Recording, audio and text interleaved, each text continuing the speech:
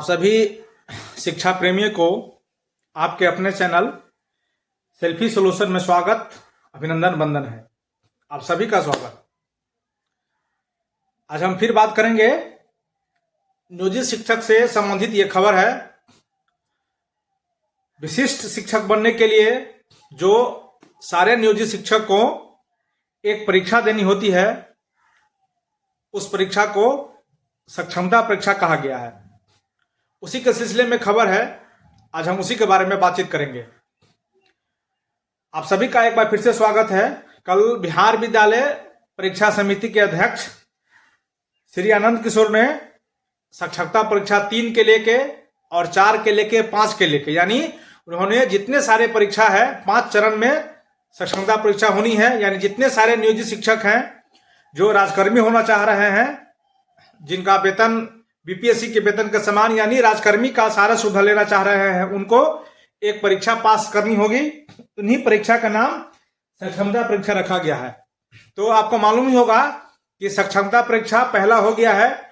सक्षमता परीक्षा पहला में टोटल 2 लाख के लगभग 1,99,027 टीचर ने अप्लाई किया था। 1 से लेकर 5 तक, 6 से लेकर 8 तक, 9th 10th और 11th 12th के सारे, यानी जितने सारे शिक्षक हैं लगभग सक्षमता परीक्षा 1 में 1,99,027 यानी लगभग 2 लाख टीचर अप्लाई किए थे सक्षमता परीक्षा पहला में राजकर्मी होने के लिए, और उनमें से 1,87,818 शिक्षक पास कर गए थे। यानी लगभग 2 लाख अप्लाई किए थे और 12-13 हजार छोड़ दे तो सारा शिक्षक उसमें पास कर गए थे।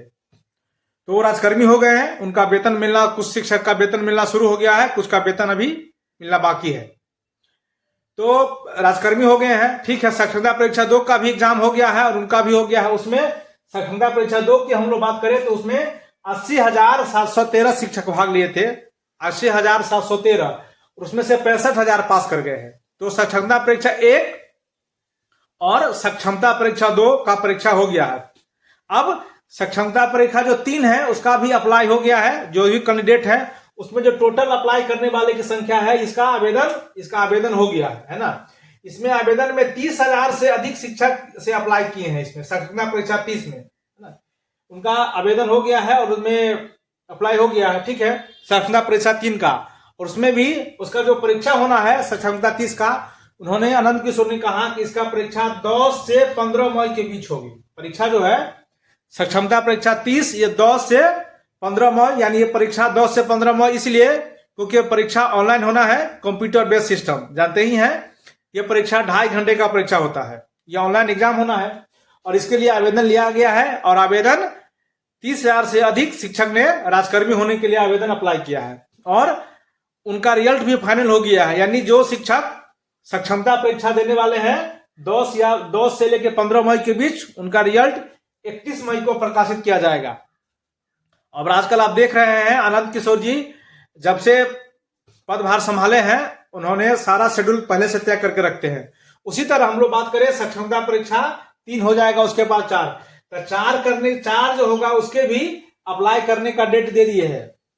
सक्षमता परीक्षा 3 में, यानी किसी कारण से जो छूट गए हैं या अप्लाई नहीं कर पाए हैं, वो सक्षमता परीक्षा 4 के लिए 7 मई से 14 मई तक अप्लाई कर सकते हैं। यानी अब जो भी शिक्षक बाकी रह गए हैं 3 में, किसी कारण से पहला में नहीं हो पाया, दूसरा में नहीं हो पाया या तीसरा में नहीं हो पाया, तब जो भी शिक्षक बचे हैं उनको फिर से मौका दिया जाएगा 3 और 4 में।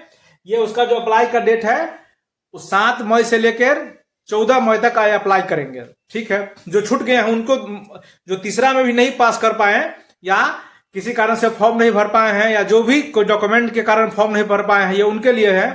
तो सक्षमता परीक्षा 4 जो होगा से 7 से 14 मई के बीच अप्लाई लिया जाएगा और एग्जाम की भी तारीख 15-16 जून, 15-16 दिन या जून को परीक्षा होगा और उसका भी रिजल्ट 30 जून को हो जाएगा।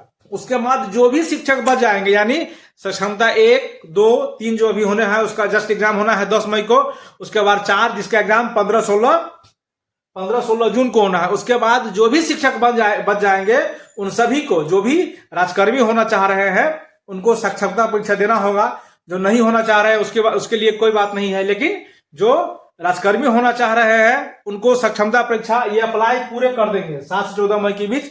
दोनों का अप्लाई का डेट सेम है। अप्लाई में उसमें अलग से अभी तक जो आनंद किशोर ने कहा है कि अभी अप्लाई हम एक बार में ही करवा लेंगे 7 से 14 मई के बीच सभी को।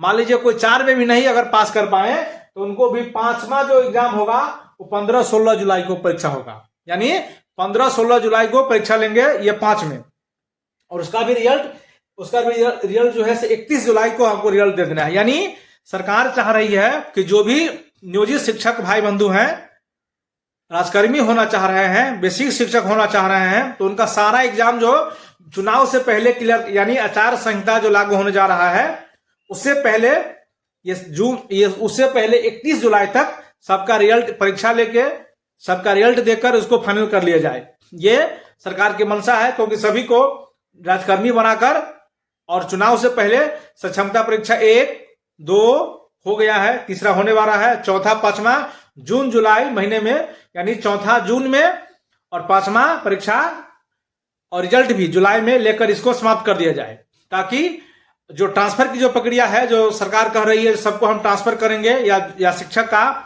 बहुत सारे शिक्षक का पहले से डिमांड रहा है कि ट्रांसफर कर दीजिए, हम ट्रांसफर होना चाह रहे हैं, तो सरकार सबको ट्रांसफर करने के मूड में है। इसीलिए यह परीक्षा जल्द से जल्द सरकार लेकर सारे जो नियोजित शिक्षक है उनको विशिष्ट का दर्जा देकर, राजकर्मी का दर्जा देकर उनको ट्रांसफर करवाने की प्रक्रिया है। और ये एग्जाम जो होता है सो 2.5 घंटे का होता है, ऑनलाइन एग्जाम होता है। इसका जो पासिंग मार्क है आपको पहले से मालूम होगा, जो कैंडिडेट अनारक्षित है, युवा में है, उनके लिए 40% मार्क लाना होता है। 40% देख रहे हैं, युवा के लिए 40% है।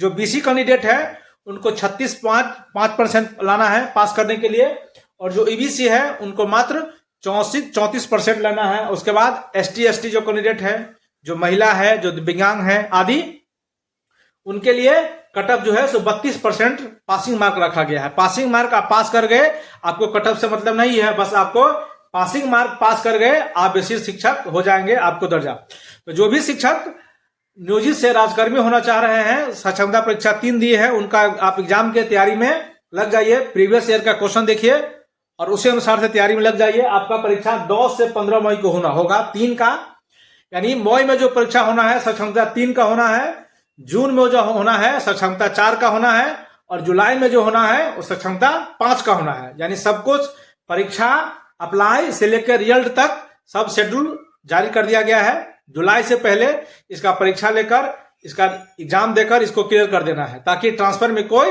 असुविधा नहीं हो। यह विभाग पहले से निर्देश जारी कर दिया है। और एक खबर और भी, हमारे खबर बनने के लिए और भी खबर जानने के लिए, अपडेट होने के लिए आप हमारे चैनल के साथ जुड़े रहिए। इस वीडियो में इतना ही।